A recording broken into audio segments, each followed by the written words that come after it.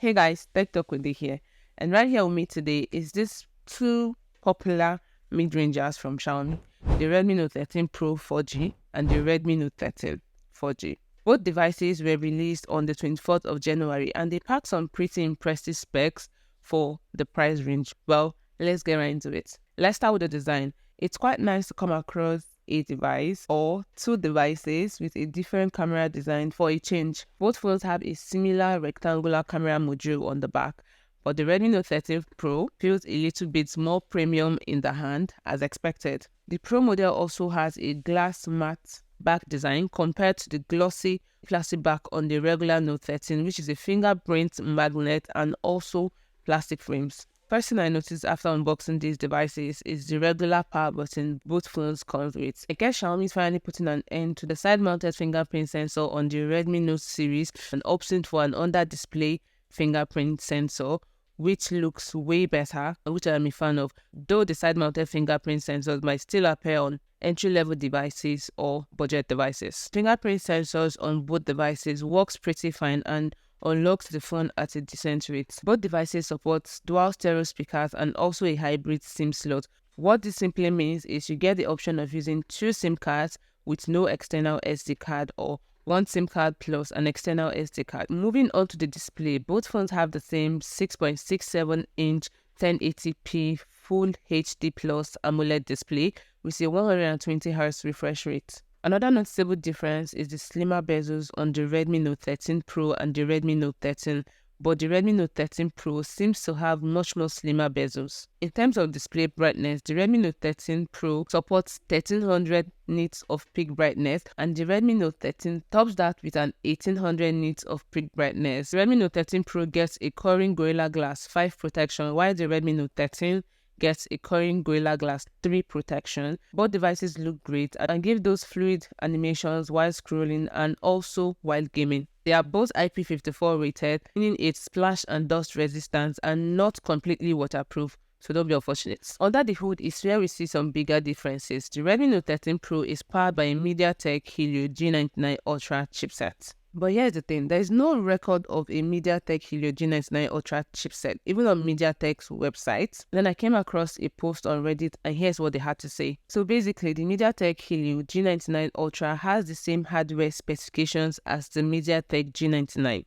But modifications can be made to the G99 to meet some specific requirements for a device, which is what I think Xiaomi did here because the G99 supports up to 108 megapixel, but on the Redmi Note 13 Pro we have 200 megapixel. And also why the chipset was renamed, it's either this or something else.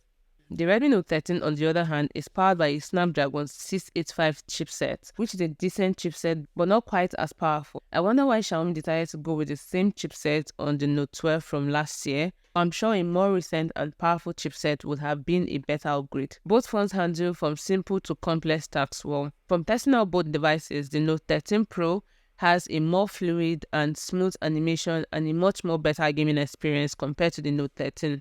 Games like Call of Duty Mobile Asphalt 9 run smoothly at high graphics setting without any major lags or glitches. The Note 13 on the other hand also ran those games smoothly but with occasional lags and frame drops. Thanks to the graphite cooling technology on both devices, we should expect less thermal throttling and this should give you the best performance on both devices. They both run on MIUI 14 based on Android 13 out of the box. Xiaomi has promised 3 years of OS updates. You should expect to get the Android 14 and Xiaomi's HyperOS soon, but I'm not sure how soon. For storage, the base variant of the Redmi Note 13 Pro comes with an 8GB of RAM and 256GB of storage, while the Redmi Note 13 starts at 6GB of RAM and 128GB of internal storage space. I've also attached the current prices of each variant. For cameras, they both have a triple camera setup. The Redmi Note 13 Pro supports a 200 megapixel main camera lens, an 8 megapixel ultra-wide lens, and a 2 megapixel macro lens, while the Redmi Note 13 on the other hand supports a 108 megapixel main lens,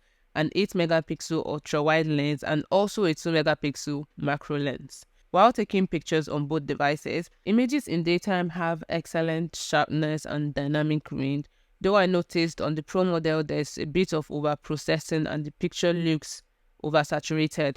But on the Redmi Note 13, we seem to have more natural colors. The level of detailing is also impressive, but you get more detailing on the Redmi Note 13 Pro. Low light photos are decent but also noisy. The 8 megapixel ultra wide camera performs well in daytime also. Great details and also dynamic range, except for the color inaccuracy on the Redmi Note 13 Pro. Macro camera lens aren't so great. Lack of autofocus makes it hard to get close-up shots in focus. Both devices support a 16 megapixel front-facing camera. It captures decent selfies in good lighting conditions. Portrait mode works decently well at separating the subject from the background, but sometimes there's an overblurring in the background. Both devices support image stabilization. Even videos from a moving vehicle appears pretty stable. The Redmi Note 13 Pro cameras max out at 1080p at 60 fps, while the Redmi Note 13 max out at 1080p at 30 fps. They both support a 5000 mAh battery capacity. Battery life on both devices are excellent. The Redmi Note 13 Pro supports a 67 watts charge and takes about 45 to 50 minutes to get fully charged. The Redmi Note 13 on the other hand supports a 33 watts charging and should take about an hour 10 minutes or so to get fully charged. So that brings me to the end of this comparison / review of the Redmi Note 13 Pro 4G and the Redmi Note 13 4G.